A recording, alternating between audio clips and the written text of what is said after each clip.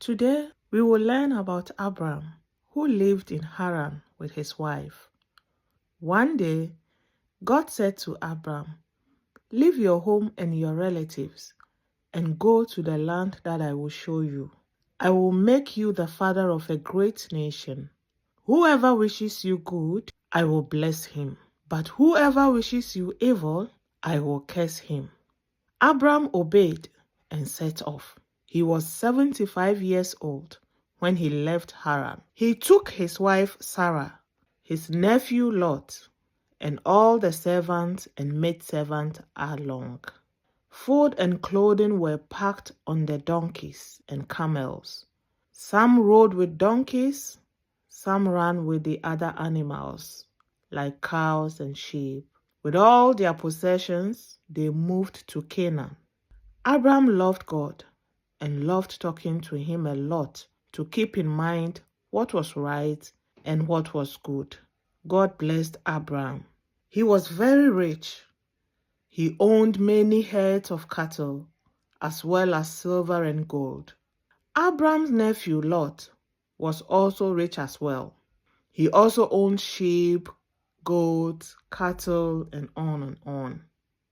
Therefore, there were not enough pastures for all the herds of cattle. They couldn't possibly stay together. Abram and Lot's shepherd fought again and again. So Abram said to Lot, "We are relatives and we should not fight. It is better we separate. The country is big enough. Decide where you want to settle. If you choose the country on the left, I will go on the right. If you'd rather pull to the right, I will go left." Abram was very kind to leave the first choice to his nephew Lot. God had helped Abram not to be selfish.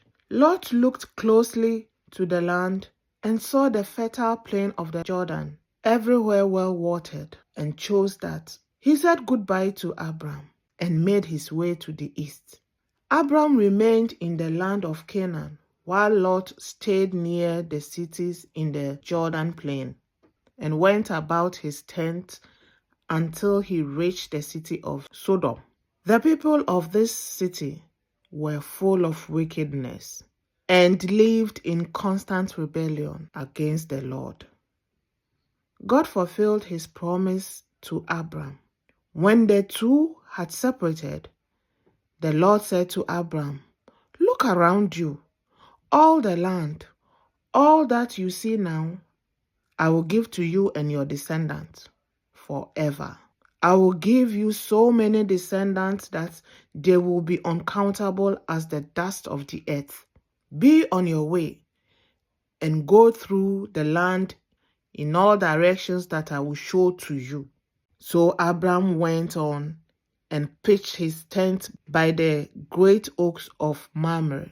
There he built an altar for the Lord out of stones. After this, the Lord spoke to Abram in a vision.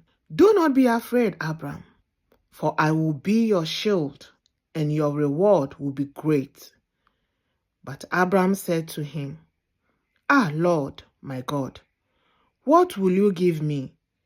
You know that I have no son, and you yourself have denied me children, and without a descendant, all gifts are worthless. A servant of my house will inherit all my possessions." God called Abram outside and said to him, "Look at the sky and try to count the stars, and so will your descendants be uncountable." Abram took this promise seriously. He put all his trust in the Lord, and so he found God's approval. Abraham was living by the oaks of Mamre when the Lord appeared to him again. It was the hottest time of the day, and Abram was sitting at the entrance of his tent. When he looked up, he suddenly noticed 3 men standing very close by. He immediately jumped up, bowed to the ground, and asked, "Lord, please give me your attention and do not just walk away. I will fetch water for your feet and rest under the tree. While you do so, I will provide food so that you can continue your journey strengthened. You would not have passed by me in vain." "Agreed," said the three men. "Do what you have planned." So Abram ran back into the tent and called Sarah. "Quickly take the best flour we have, make some dough, and bake bread." He ran to his herd of cattle, selected a tender, healthy calf, and ordered his servant to prepare it as quickly as possible. He then offered the finished roast to his guests with sour cream and milk. They sat in the shade of the tree, and while they ate, Abram stood by and served them. "Where is your wife, Sarah?" he asked him. "Here in the tent," Abram answered. Then one of the men said, "Believe me, next year at this time, your wife Sarah will have a son." Sarah stood behind them in the tent entrance and listened. She laughed secretly, for she and Abram were both very old. So Sarah said, "I and my husband are old and worn out. We will probably never be able to enjoy a child again. Those days are long gone." The Lord said to Abram, "Why is Sarah laughing?